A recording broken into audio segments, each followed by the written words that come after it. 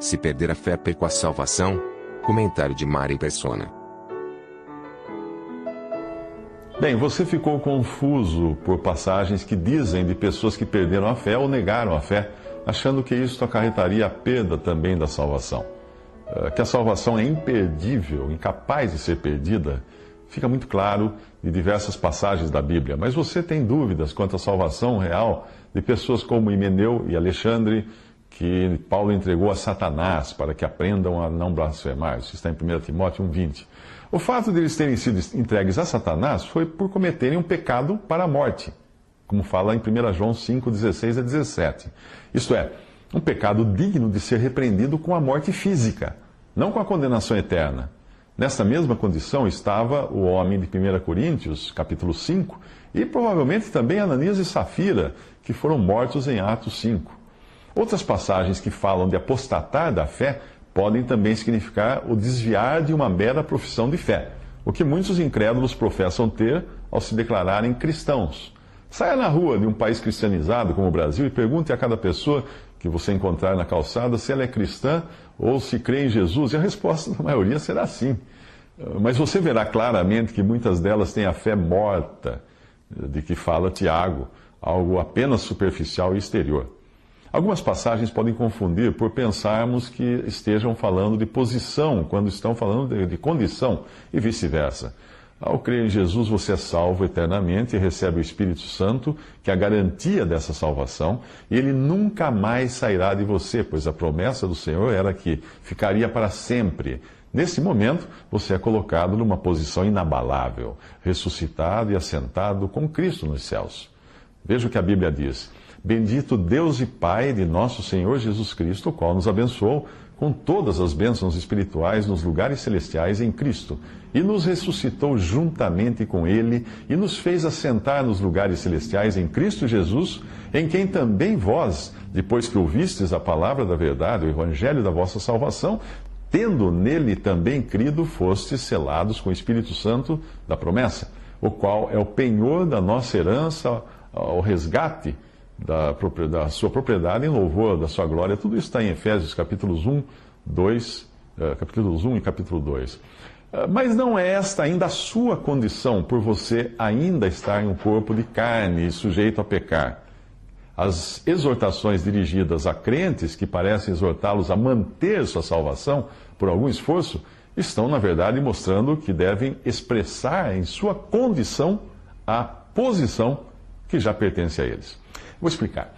É como falar ao milionário que faz bem de vez em quando ele tirar algum dinheiro do bolso e gastar. A sua posição de milionário, que ele é, não significa que ele não venha a viver numa condição de sovina. Percebe? Ele é milionário, mas ele vive como sovina. Uma pessoa é salva, mas às vezes ela vive como uma perdida. Quando Paulo escreve sobre o que os coríntios eram antes de serem salvos e em que eles foram transformados, ele não quis dizer que eles agora eram incapazes de crer, ou de cair nos mesmos pecados de antes. Por isso você encontrará crentes genuínos, às vezes vivendo igual ou pior do que incrédulos, como era o homem do capítulo 5 de 1 Coríntios. E o Senhor sabia muito bem que isto poderia acontecer, por isso ele está hoje no céu, intercedendo por nós, por todo aquele que crê nele, e ele é todo ouvidos. Para o caso de pecarmos, podemos confessar nossos pecados.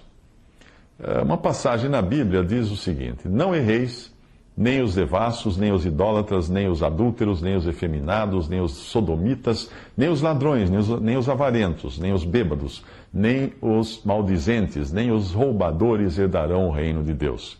E é o que alguns têm sido, mas haveis sido lavados, mas haveis sido santificados, mas haveis sido justificados em nome do Senhor Jesus e pelo Espírito do nosso Deus. Isso está em 1 Coríntios 6, versículos 10 a 11. E outra passagem diz: se dissermos que não temos pecado, enganamo-nos a nós mesmos, e não há verdade em nós.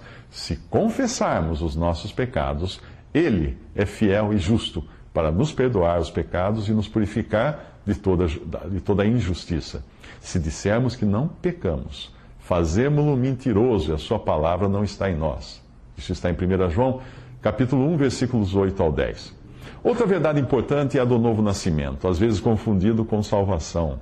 Embora o novo nascimento faça parte do pacote da salvação, uma pessoa nascida de novo ainda não está salva, mas estará, ou simultaneamente ao nascer de novo, ou tão logo a mensagem clara do Evangelho seja aceita e crida por ela. O Senhor Jesus fala: aquele que não nascer de novo não pode ver o reino de Deus. Na verdade te digo que aquele que não nascer da água e do Espírito não pode entrar no reino de Deus. João 3, versículos 3 a 5. Ao contrário do que alguns pensam, essa água não é o batismo, mas é a água da palavra de Deus mostrada em símbolo nas bodas de Caná, no capítulo seguinte, quando ela é transformada em vinho, símbolo do sangue e de alegria. Pelo que o Senhor, tão logo, ela é transformada em vinho pelo Senhor, tão logo os vasos vazios ficam cheios dessa água. Outra passagem diz: sabendo que não foi com coisas corruptíveis, como prata ou ouro, que fostes resgatados da vossa vã maneira de viver, que por tradição recebestes de vossos pais, mas com o precioso sangue de Cristo, como de um cordeiro imaculado e incontaminado, sendo de novo gerados ou nascidos de novo, não de semente corruptível, mas da incorruptível, pela palavra de Deus viva e que permanece para sempre. 1 Pedro 1, 18 ao 23. Outra passagem ainda. Como também Cristo amou a igreja e a si mesmo se entregou por ela para santificar, purificando-a com a lavagem da água pela palavra. Olha a água aí associada à palavra. Efésios 5, 25 a 26. Cornélio era um gentil, um prosélito convertido ao judaísmo, um homem nascido de novo pelo efeito que a palavra de Deus, do Antigo Testamento, tinha causado em sua alma. Isto é, ele tinha vida proveniente de Deus para buscar a Deus, ou não buscaria de maneira nenhuma, como diz Romanos 3,11, e essa vida permitia que ele sentisse o peso de seus pecados. Por isso as suas esmolas subiam em memória diante de Deus, mas ele precisava ouvir o evangelho ainda da boca de um ser humano, no caso Pedro, e não de um anjo, porque anjos não evangelizam. Por isso o anjo que apareceu a Cornélio o encaminhou ao encontro no qual ele escutaria a mensagem do evangelho, que é o poder de Deus para a salvação de todo aquele que crê. Romanos 1,16. E a história vai assim. Havia em Cesareia um homem por nome Cornélio, centurião da corte chamada italiana, piedoso e temente a Deus com toda a sua casa, o qual fazia muitas esmolas ao povo e de contínuo orava a Deus. Este, quase à hora nona do dia, viu claramente numa visão um anjo de Deus, que se dirigia para ele e dizia a Cornélio, o qual, fixando então os olhos nele, muito atemorizado, disse: "Que é, Senhor?" E disse-lhe: "As tuas orações e as tuas esmolas têm subido para a memória diante de Deus. Manda chamar Simão, que tem por sobrenome Pedro. Ele te dirá o que deves fazer." Isso está em Atos 1, capítulo 10, versículos 1 a 6. Mas apesar de ser um homem convertido, Cornélio, ele ainda não estava salvo, pois na presente dispensação a pessoa é salva pela fé em Cristo e em sua obra, que inclui sua morte e ressurreição. E esta é a tônica da mensagem do Evangelho. A pregação de Pedro você encontra em Atos, capítulo 10, versículos 34 a 43, e ela inclui esses elementos, que são o Evangelho, ou as boas novas de Deus. Pedro diz lá: a palavra que Deus enviou aos filhos de Israel anunciando a paz por Jesus Cristo, este é o Senhor de todos, ao qual mataram, pendurando-o no madeiro. A este ressuscitou Deus ao terceiro dia. Ele é o que, por Deus, foi constituído juiz dos vivos e dos mortos. A este dão testemunho todos os profetas de que todos os que nele creem receberão o perdão dos pecados pelo seu nome. Atos 10, 34 a 43. Foi somente neste ponto da pregação de Pedro, depois de terem recebido a mensagem clara do Evangelho, que inclui a morte e a ressurreição de Jesus, e fala também do juízo e da necessidade de fé nele, que Cornélio e os que o acompanhavam verdadeiramente creram, e aí receberam então o Espírito Santo.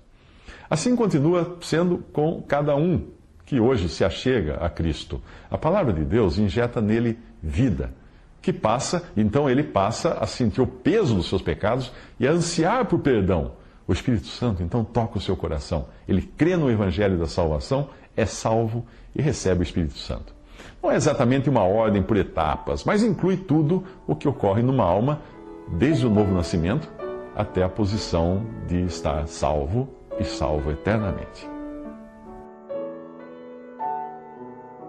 Visite Respondi.com.br. Visite também 3minutos.net.